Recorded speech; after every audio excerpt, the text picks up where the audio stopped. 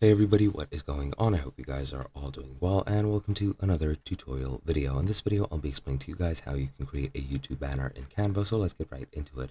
Now, as you can see, I have opened up a completely blank page in Canva. This is a presentation type of project, and now that I've opened it, I can start editing however I want. Now, you can make everything from scratch manually. If you click on the background, you can select the color, you can select the duration of the slide, you can select the positioning, however it's the background, it won't change anything, or you can use elements to add different elements to the screen. You can use AI generated images, add text, and do whatever you want to do. But to make it easier, you can go into designs or into what are they called, templates.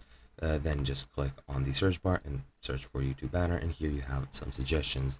For example, let's say this one, you just click on that and click the page that you want, and as you can see, this creates sort of a banner.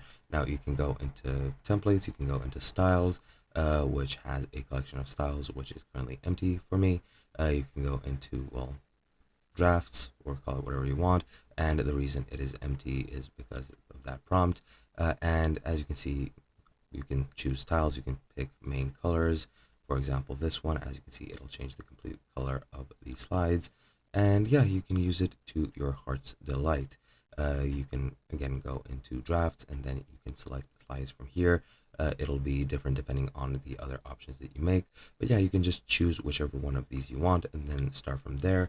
Now the aspect ratio might be a bit different, but you'll need to tune that yourself. And yeah, here you can change whatever you want, move it around however you want, add transitions. Well, you won't really need to use transitions for a banner, but you can animate it, which again you won't need. You can rotate it. If I'm going to rotate and rotate it horizontally, as you can see, it looks like that.